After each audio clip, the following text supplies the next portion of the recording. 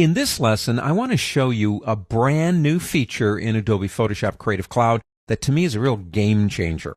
Linked Smart Objects, as opposed to embedding. Now, here's your first test. Go up to the word File on the pull-down menu. You need to see Place Embedded and Place Linked. If you don't see those two options, if you just see Place, then go to the cloud and download the latest version of Photoshop. I'm going to move out of here. What I want to talk about first, because we've never been able to do this in Photoshop before, is the difference between an embedded smart object and a linked smart object. So, tell you what, let me give you a little primer on that right now, and let's go ahead and move into my little presentation. You've got two images open, the examples on the right, and you have Photoshop open, the logo on the left. You want to embed one of these flowers, and you want to link the other. Now, if you know something about programs like Adobe Illustrator and Adobe InDesign, I love both those programs, then you already have probably an idea of what linking does. But let's talk about this. Now, we know how to do it. You go to the word File. So the one on the top we embed, and the one on the bottom we link. You go into Photoshop. Now you see two additional layers. Each one has one of the flowers in it, and you say, well, okay, what's the difference? Well, there is a big difference.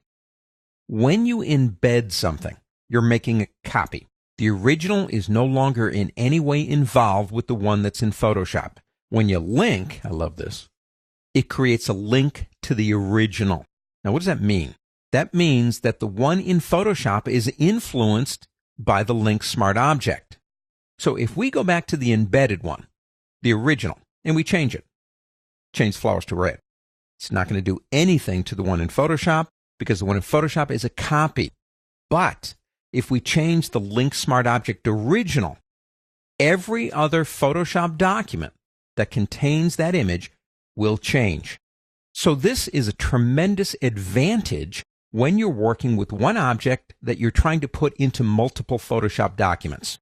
Now let's look at how we can make this practical. I have Photoshop open, and I have a document open called mockup1.psd. You've got that in your exercise folder. Now, what I want to do is put that logo in there. Here's my example for you, and I think it's a pretty good one. But it's not related just to web design, okay? I'm mocking up a website in Adobe Photoshop, and that is totally not unusual. One of the things that would be the same on all the pages, besides maybe things like the buttons, would be the logo. So we want to link, not embed the logo, on multiple pages. Now, a website mockup could be 20 pages, it could be 100 pages, it could be 2, whatever. So I'm going to go up to the word File on the pull-down menu, Place Link. Now let me mention something here before I do this. If you have access to the actual file, say it's on your desktop somewhere, you can drag it into Photoshop. If you hold the Alt key down while you drag it, it will become a linked smart object. If it's in a folder hidden somewhere, this is probably the best way to go. Place Linked. Okay, logo PSD right there. Click Place. Let's come over here and drag it into position. You can use your arrow keys to nudge it. If you like it, you resize it, whatever, double click. Now I want you to notice something over here. It did come in a separate layer, but that's a given. There is a small icon in the lower right-hand corner of that logo that looks like a chain. Now let's theorize here that you've done this on every single one of your mock-up pages. Could be 20, however many, doesn't matter. There's more than one. Editing comes in and goes, Andy, we've looked at your happy site. And I said, yeah, it's a happy site. I said, not that balloon on the left. That's scaring the kids. You got to get rid of that. I said, oh, come on, man. I put this on 100 pages. It's okay. I said, nope, we got to get rid of it. Now remember, we linked it. Now we need to change the image, but there are two ways we can kind of do this.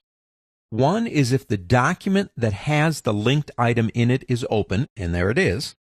And the other one is if you have it in other documents and it's not open. And I already have one of those. I have a second web page that's not open. So let's go this way first. I got to change that, don't I?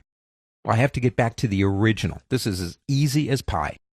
Over here, the little chain icon right there says it's linked. Double click right in here. It will find it. It will open it. Now, I've already kind of taken care of this. I do have down here layers. Now here's the offending balloon. I'm going to turn that off. I'm going to come up here and turn this one on to make a happier balloon. Save it. File save. Click here to close it. There you go. It changed it. But what about the one that wasn't open? So I'm going to go up to the word File on the pull-down menu and go into Open Recent, because I've got it in here. It's called Mockup 2. That one didn't change. Why? Because it wasn't open. That's the only thing. If the document is open and you go back to the original link and you change it, basically what happens is it will change it if the document is open. But I'm not going to open up 50 or 60 Photoshop documents at the same time. How do I change it now? It's actually very easy. Notice here also, you'll see a warning right in the corner of the logo, meaning that this document has been changed. Now we can get to it two ways.